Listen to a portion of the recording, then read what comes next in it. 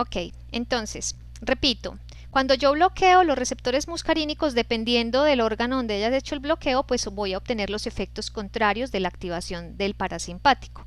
Entonces en el ojo voy a empezar a observar midriasis, visión borrosa, pero para visión de cerca. La boca se pone seca, los ojos se ponen secos, la piel se pone roja, seca y caliente porque no termorregula, la odinofagia por la falta de saliva, duele al tragar, la taquicardia sinusal, relajación del músculo liso bronquial, lo que es ventajoso. La disminución del peristaltismo, se relaja el músculo liso del tracto gastrointestinal, eso también es una ventaja. Y la retención urinaria, es decir, el paciente almacena orina por más tiempo, esto también es una ventaja que podría ser, pues esas van a ser las razones de uso de estos medicamentos. Si yo bloqueo el receptor nicotínico, que ya lo explicamos con el rocuronio, pues ya va a aparecer debilidad muscular, parálisis muscular, que eso va a ser útil solamente en casos de cirugía o en pacientes que estén en ventilación mecánica. Muy bien. Entonces, dentro de esos medicamentos anticolinérgicos tengo a la atropina.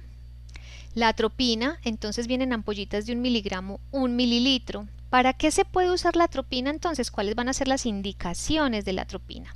Entonces se puede utilizar, bueno, como ya lo vimos, como antídoto en caso de intoxicación por organofosforados o por armas químicas que mencionamos ahora. Recuerden que ese es el tratamiento, ¿cierto? Muy bien. Pero también la atropina puede ser utilizada en cirugía. En cirugía recuerden que se puede utilizar combinada con la neostigmina, ¿cierto? O también puede ser usada en el prequirúrgico para facilitar la intubación. Y ustedes me dirán, ¿cómo así, profe? Miren, chicos, cuando un paciente va a ir a cirugía, voy a tratar de... ¡Ay, demonios! Aquí tengo el paciente, ¿cierto? Dormido. Entonces ustedes saben que le tienen que poner un tubo que va a ir hasta el inicio de los bronquios. Ahí, hasta ahí va el tubo, y ese tubo pues va a permitir que la vía aérea del paciente durante todo el acto quirúrgico esté permeable. En el momento en que se pone ese tubo, pues si hay muchas secreciones traqueobronquiales va a ser difícil la intubación, y por eso entonces al paciente se le puede poner atropina antes de que entre a cirugía, se le pone un poquito para secar las secreciones que hay aquí en el bronquio y que la intubación sea más fácil. Esa podría ser otra de las indicaciones de la atropina. Y otra de las indicaciones es como antiarrítmico, porque si yo sé que cuando yo bloqueo el receptor M3, si lo bloqueo, M2, si yo lo bloqueo, entonces la frecuencia cardíaca se va a aumentar. Entonces en pacientes que tengan bradicardias porque se les dañó el nodo sinusal, por ejemplo, y el nodo sinusal ya no funciona, entonces el corazón late despacio, en ese caso se le puede poner al paciente atropina para subir la frecuencia cardíaca lo suficiente para que el gasto cardíaco se mantenga, mientras se le pone al paciente el marcapasos. Entonces estos serían como los usos clínicos de la atropina, ¿cierto? Como prequirúrgico, ya en la cirugía combinado con la neostigmina, como antiarrítmico o como antídoto de intoxicación por organofosforados. Se absorbe muy bien por vía oral, por vía intramuscular, por vía subcutánea, o sea que yo podría poner atropina por cualquiera de esas vías, pero recuerden que habíamos dicho que no cruza la barrera hematoencefálica. La vida media de la atropina es de 3 a 4 horas.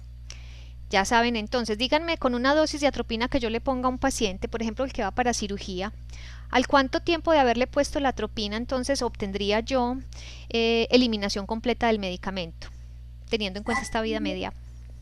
4 horas, 20. A las 20, muy bien, excelente, excelente. Bueno, entonces, ¿cuáles son las dosis que yo puedo utilizar de atropina? Bueno, eso depende la indicación, depende qué necesite.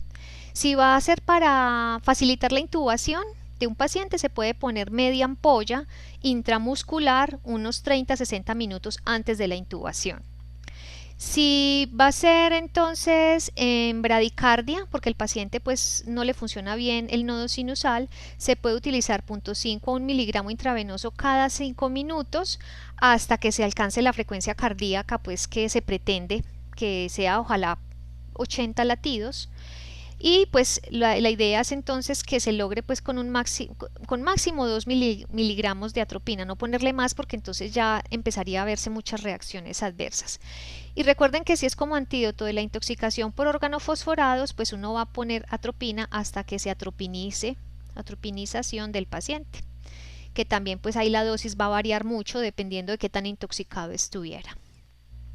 Entonces, ¿qué implicaciones tenemos para enfermería con respecto a la atropina? Antes de ponerle atropina al paciente, yo debo verificar cómo están sus signos vitales, porque la atropina le va a subir la frecuencia cardíaca. Entonces no puede estar taquicárdico, porque si le pongo a un paciente taquicárdico atropina, le empeoro la taquicardia. La presión arterial, pues probablemente el paciente va a estar hipotenso por la bradicardia, entonces la idea es que la presión arterial no esté muy elevada, porque al aumentarle la frecuencia cardíaca le aumento la presión. Y ustedes ya saben que la temperatura corporal por culpa de la atropina va a empeorar, o sea, el paciente se le van a secar las secreciones sudoríparas. Entonces si el paciente ya de por sí no termorregula bien o está con fiebre, pues le voy a empeorar la temperatura, se la voy a subir aún más. Valorar la aparición de extrasístoles cardíacas, porque precisamente por el aumento de la frecuencia cardíaca que yo le voy a producir con la atropina, podrían empezar a aparecer estas extrasístoles, o sea que esto ya es después de administrar la medicación. Y hay que recordar que los ancianos y los niños son muy sensibles a los efectos adversos de la atropina, o sea que en ellos a dosis normales es más probable que yo empiece a ver efectos adversos que pueden llegar, o sea que el efecto adverso más importante de pronto es el aumento de la frecuencia cardíaca. Listo. Muy bien, ¿cuáles serían los signos de sobredosis por atropina? Entonces sería boca demasiado seca, ojo demasiado seco, frecuencia cardíaca por encima de 120 latidos por minuto, piel seca, caliente, o sea el paciente tendría casi que fiebre porque no regula bien la temperatura. Y ya si es mucha la dosis de atropina, parte de esa atropina podría llegar al encéfalo, cruzar la barrera hematoencefálica y entonces podría haber sintomatología similar a la del paciente intoxicado con escopolamina sin ser tan grave. Entonces puede haber algo de pérdida como de la memoria, ¿cierto? Bueno, de efectos similares. Ahora, dentro de los antimuscarínicos o anticolinérgicos que tenemos pues disponibles en nuestro medio, también está la escopolamina, que en este caso el uso de esta tiene solamente objeto delictivo, ¿cierto? La idea es hacer daño con ella. La escopolamina como sustancia proviene de esta planta que la llaman cacao sabanero, borrachero, o también la llaman burundanga. Las plantas son del género Brugmansia y del género Datura, realmente, pues esta es la parte científica de la planta. El uso, como les dije, es delictivo. En otros países, no obstante, se consigue la escopolamina en parches para el manejo del mareo por el movimiento, es decir, los pacientes que se marean en los carros, a eso se le llama cinetosis. Entonces, en otros países como en el Reino Unido se consiguen parches de escopolamina, es un parchecito chiquito que se pone detrás de la oreja y el paciente monta en el carro y el parche, pues el efecto que va a producir va a evitar el mareo, pero en Colombia es exclusivamente pues de uso delictivo. Bueno chicos, les voy a preguntar la sintomatología del paciente con intoxicación por escopolamina. Por los receptores M4, M5 del cerebro, ¿qué va a aparecer? Pérdida de la memoria, el Exacto. aprendizaje. Amnesia y dificultad para el aprendizaje en ese momento. En los receptores M3 del ojo, bloqueos, ¿se acuerdan que están bloqueados? Entonces, ¿cómo se pone el ojito? Profe, disminución de las secreciones, pues. Muy bien, el ojo se pone seco. ¿Cómo está la pupila? Con miosis. No, al contrario. Midriasis. Midriasis, ajá, midriasis, muy bien. Y el paciente ve borroso, ¿cierto? Ve borroso. Vamos a tener en los receptores M3 de las glándulas, entonces hay disminución de la secreción, entonces la boca está seca, la piel está seca, está caliente. El tracto gastrointestinal está entonces con disminución del peristaltismo. En el corazón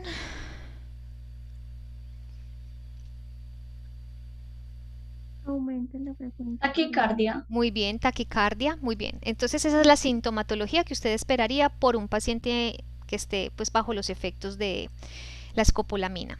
El tratamiento, ya lo dijimos, recuerden, era fisostigmina. Cuando la intoxicación es grave, cuando el paciente ya está con casi que convulsiones y en coma, sería pues la opción y se pone, pues ahí les digo cómo. De resto, el tratamiento es sintomático, es decir, si el paciente no está muy grave, lo que hacemos entonces es, por ejemplo, si la frecuencia está muy elevada, si está por encima de 120 latidos por minuto, generalmente le ponemos un beta bloqueador, un medicamento pues que le bloquee esa frecuencia. Se le pone líquidos endovenosos al paciente para poder que se hidrate mejor y que de esa manera también regule mejor la temperatura corporal. Se pone en un ambiente con una temperatura más bien fresca para que no siga aumentando la temperatura. Se le bajan las luces en el sitio donde lo voy a poner para que no le estorbe la luz, que el sitio esté tranquilo. Se le puede poner benzodiazepinas al paciente para tratar de tranquilizarlo, porque él está generalmente por la amnesia y porque no sabe dónde está ni qué le pasó ni nada. Él a veces incluso puede estar agresivo. Entonces uno pues hace como un tratamiento sintomático, se le pone sonda vesical porque como el paciente no va a poder eliminar fácil la orina, entonces puede hacer globo vesical. Entonces eso es lo que uno hace, un tratamiento netamente sintomático, a menos que sea grave, se le pone la fisostigmina. Dentro de los medicamentos anticolinérgicos, entonces chicos, también tengo unos que los vamos a llamar antiespasmódicos. ¿Qué quiere decir espasmo, chicos? ¿Qué entienden ustedes por espasmo? Dolor. Dolor, pero dolor específicamente de ¿por qué Del razón? músculo Muy bien. abdominal, ¿no? Entonces, espasmo del músculo liso es cuando las fibras musculares, en este caso del tracto gastrointestinal o del tracto urinario, están muy contraídas y esa contracción produce una sensación dolorosa. Entonces los antiespasmódicos van a ser todos aquellos medicamentos que al bloquear los receptores M3, voy a poner siempre el bloqueo así para que recuerden, al bloquear el receptor M3 van a favorecer la relajación de ese músculo liso y de esa manera entonces el paciente pues ya va a tener alivio de ese dolor. Entonces dentro de esos medicamentos antiespasmódicos el más utilizado es el butilbromuro de iosina, la famosa buscapina que hemos usado pues cuando tenemos algún cólico, ya sea menstrual o el cólico sea porque le cayó mal un alimento, en fin. El butilbromuro de iosina, es decir, la buscapina, viene en ampollas de 20 miligramos 1 mililitro. Estas ampollas obviamente son para uso parenteral. Y pues grajeas que vienen de 10 miligramos la tabletica. También viene la buscapina acompañada a veces de otro medicamento como puede ser la dipirona, que ayuda más al control del dolor, o pues esa cuando es en ampolla, o puede venir cuando es en vía oral acompañado de acetaminofén o de ibuprofeno para el alivio de ese dolor. O sea que también puedo tener buscapina compuesta, la compuesta es la que viene con otro medicamento adicional al butilbromuro de iosina. ¿Cuáles van a ser entonces las indicaciones de esta medicación? Pues aliviar el dolor producido por el espasmo del músculo liso, ya sea del tracto gastrointestinal o del tracto genitourinario. Es decir, que va a servir, por ejemplo, para los cólicos abdominales, también para los cólicos menstruales y para los cólicos producidos por los cálculos renales. En todos esos casos, esta sería la medicación de elección. Es un medicamento que cruza muy mal las membranas biológicas, por lo tanto la biodisponibilidad del butilbromuro de iosina por vía oral es extremadamente mala, miren, de 0,1 a 0,8, sí, o sea, es muy poquita la biodisponibilidad. Eso hace pues que no obstante las cantidades que yo administro cuando doy la tableta, 10 miligramos, pues sean lo suficientes para aliviar el dolor. El butilbromuro de iosina no cruza la barrera hematoencefálica, por lo tanto no hay efectos anticolinérgicos sobre M4, M5 y la eliminación es fecal y el efecto farmacológico dura de 2 a 5 horas. Por lo tanto, la frecuencia de administración, para que veamos nuevamente la relación de la vida media con cositas prácticas, de la butilbromuro de iosina, o sea de la buscapina, es aproximadamente entre 4 a 6 horas, porque está dentro del lapso de la vida media. Esa sería pues como la frecuencia permitida de administración. La dosis máxima al día permitida son 100 miligramos para evitar reacciones adversas excesivas por mucho medicamento. Entonces, cuando yo le voy a poner a un paciente buscapina venosa, chicos, que a usted les puede tocar, porque eso se usa mucho en la clínica, ¿usted qué le debe advertir al paciente que por esa buscapina que podría aparecer de incómodo? Resequedad en la boca. Muy bien, puede aparecer entonces resequedad en la boca, pero que es esperable, ¿cierto? Que no es llamativo, no nos tiene por qué alarmar. ¿Qué más? Resequedad en los ojos. Bueno, ¿qué más? Visión Mareos. borrosa. Eso, la visión borrosa, por favor, esa sí la deben advertir muy bien, porque si usted no le advierte, el paciente se va a asustar porque va a ver que empieza a ver borroso y se va a asustar dependiendo pues de la situación clínica que esté viviendo. Visión borrosa, muy bien. Puede tener retención urinaria, o sea que le puede dar un poquito más de dificultad de orinar, pues iniciar la micción o no se da cuenta y entonces cuando va pues estaba realmente reventando. Bueno, esos son como los signos y síntomas. Recuerden que también la piel se puede poner seca, entonces hay que advertir esa sintomatología. Muy bien, dentro de los antiespasmódicos tengo unos que Profe, son... Hola. qué pena yo la molesté en la anterior. La otra vez hablábamos de que, digamos, la biodisponibilidad del medicamento por vía parenteral era mucho mejor que la vía oral, ¿cierto? Correcto. Entonces, ¿a qué hace referencia de que yo en el hospital le ponga 20 miligramos en cantidades mucho más en concentración y en grajeas o en tabletas 10 miligramos sabiendo que vía oral se me va a absorber mucho menos? Debería ser al contrario, vía oral más cantidad de miligramos que en ampolla, ¿no? Claro, pero es que cuando tú das las grajeas, esta cantidad es suficiente para lograr cierto efecto. Ahora, si el paciente el dolor es muy intenso, como puede ser en el caso del paciente que tiene un cálculo renal, que el dolor es tan intenso, las grajeas van a ser insuficientes porque como se absorbe tan poquito, el cierto efecto no va a alcanzar a aliviarle el dolor al paciente. Entonces, en ese caso se pone la totalidad del medicamento que se sabe que va a alcanzar las concentraciones más altas posibles, pero se pondría por vía parenteral. Esa sería como la razón pues por la cual, a pesar de la mala biodisponibilidad, digamos que con grajeas con 10 miligramos sería lo suficiente para cuando el dolor cólico Como la cantidad mínima efectiva. Sí, exacto, es como lo suficiente para que medio se alivie ese dolor, pero pues si ya el dolor definitivamente es intenso, necesariamente hay que poner la vía parenteral, que va a ser pues en esos casos, como te digo, generalmente por problemas renales es donde más lo usa uno. Listo, profe, gracias. Bueno, entonces, ahora dentro de los antiespasmódicos tenemos unos que se llaman antiespasmódicos antienuréticos. Estos es para los pacientes que se orinan con facilidad. Voy a ponerlo así. La enuresis realmente es una condición más propia de los niños que cuando están aprendiendo a controlar esfínteres en la noche se orinan en la cama cuando ya no están usando el pañal. Eso es enuresis nocturna y que el niño ha crecido y a pesar de todo pues sigue teniendo la enuresis.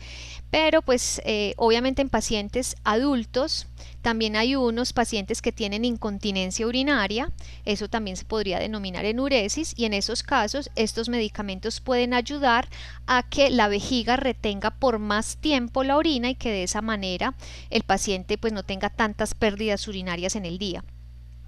Ahí tenemos al oxibutinino y a la tolterodiona como posibles medicamentos utilizados, ¿cierto? Entonces se maneja su uso, eso es para el manejo de la urgencia urinaria o la incontinencia urinaria y pues ahí les tengo las dosis. Las reacciones adversas vienen siendo las mismas que ustedes ya conocen.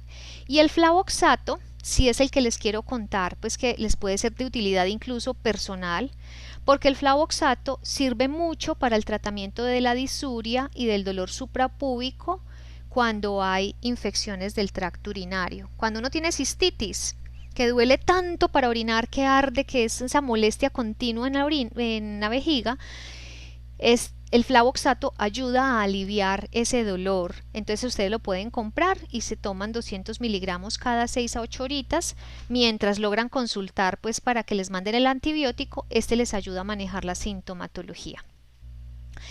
Dentro de los antimuscarínicos o anticolinérgicos también tengo pues unos que son broncodilatadores. Estos también se usan mucho en la práctica clínica y ahí tenemos entonces al bromuro de ipratropio y al bromuro de tiotropio.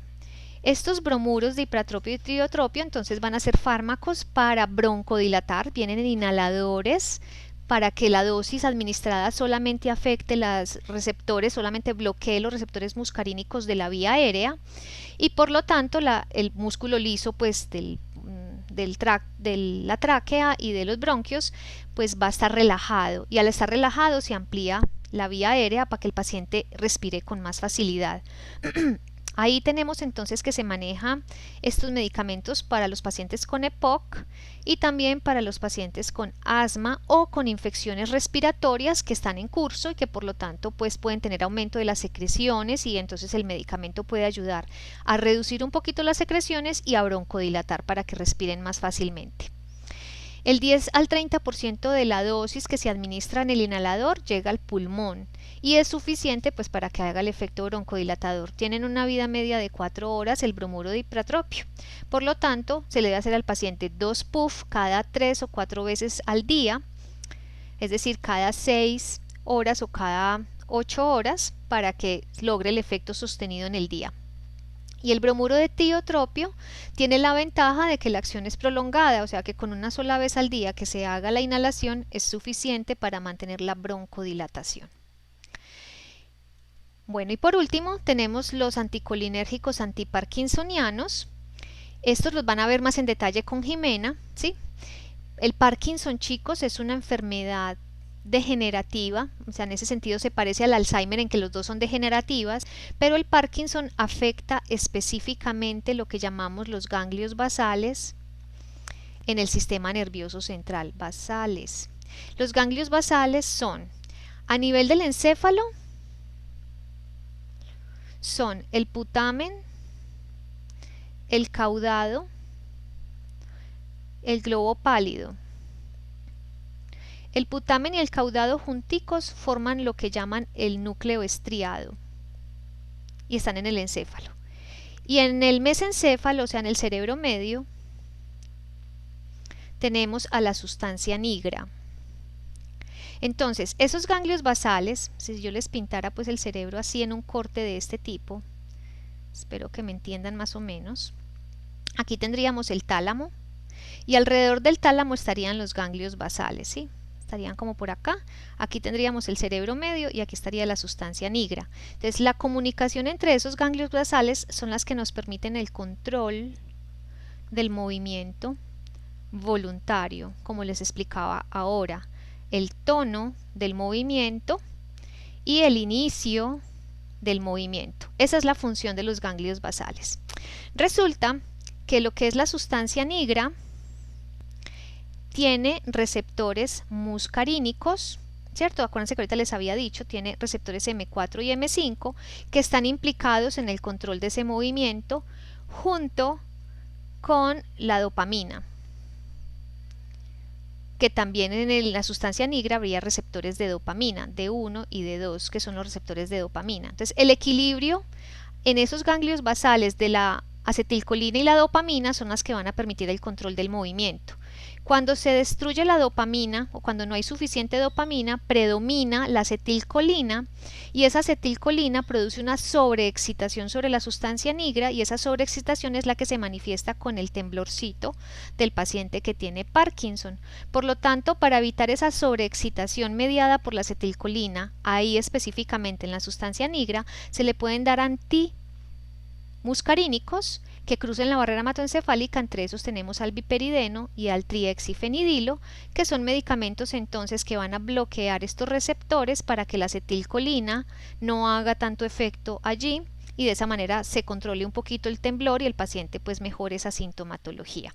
Pero igual esos los van a ver en detalle pues cuando estén en el sistema nervioso central. Esta fue como una introduccióncita para que más o menos se entendieran. Bueno, chicos, con eso entonces hemos terminado la clase.